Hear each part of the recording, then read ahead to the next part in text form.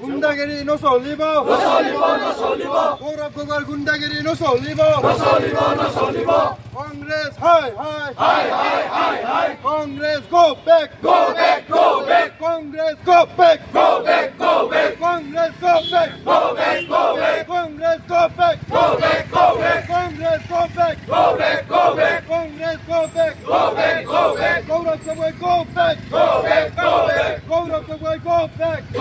যোৱাকালি অসমৰ মাননীয় মুখ্যমন্ত্ৰীক গোলাঘাটত কংগ্ৰেছৰ গুণ্ডা বাহিনীয়ে কেনেকৈ অত্যাচাৰ কৰিছিল, কেনেকৈ তেওঁৰ প্ৰাণে মৰাৰ কাৰণে চেষ্টা কৰিছিল।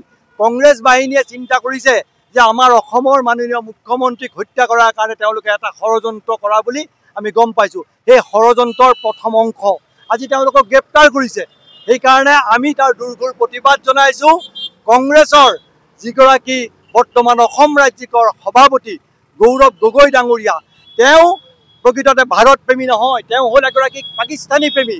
কাৰণ তেখেতৰ পাকিস্তানৰ লগত যে এটা সুমধুৰ সম্পৰ্ক আছে, অসমৰ মাননীয় মুখ্যমন্ত্ৰী ডক্টৰ হিমন্ত বিশ্ব শৰ্মাদেৱ বা অসমৰ ৰাইজে গম পাইছে বা CBI তদন্তও তেওঁৰ বিৰুদ্ধে হোৱা বুলি আমি গম পাইছোঁ। সেইকাৰণে আমি কংগ্ৰেছ দলক ভাৰতীয় জনতা পাৰ্টি দক্ষিণ কামৰূপ জিলাৰ তৰফৰ পৰা সকিয়নি দিছোঁ, তেওঁলোকে যাতে অসমৰ মাননীয় মুখ্যমন্ত্ৰী মহোদয়ক তেনেকুৱা দ্বিতীয়বাৰ যাতে তেনেকুৱা প্ৰাণে মৰাৰ ভাবুকিটো দূৰৰ কথা, মুখ্যমন্ত্ৰী মহোদয়ৰ ফালে কেৰাকেও যাতে তেওঁলোকে নিক্ষেপ নকৰে, তাৰ কাৰণে আজি আমি তেওঁলোকক দক্ষিণ কামৰূপ জিলাৰ তৰফৰ পৰা সকিয়নি দিছোঁ।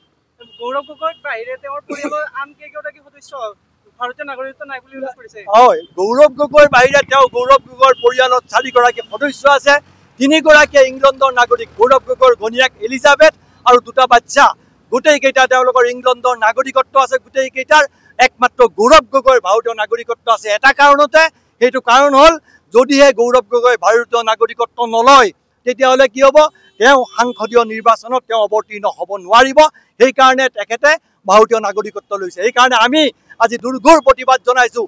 আজি কংগ্ৰেছ ইমান পুৰণি দল এটাই এগৰাকী পাকিস্তানী প্ৰেমী, বিদেশী প্ৰেমী, ইংলেণ্ড প্ৰেমী এগৰাকী মানুহক আমাৰ অসমৰ সভাপতিৰ দৰে দায়িত্ব দিয়াত কংগ্ৰেছ দলক আমি ৰাহুল গান্ধী ডাঙৰীয়াক ধিক্কাৰ দিছোঁ, কংগ্ৰেছ দলক ধিক্কাৰ দিছোঁ।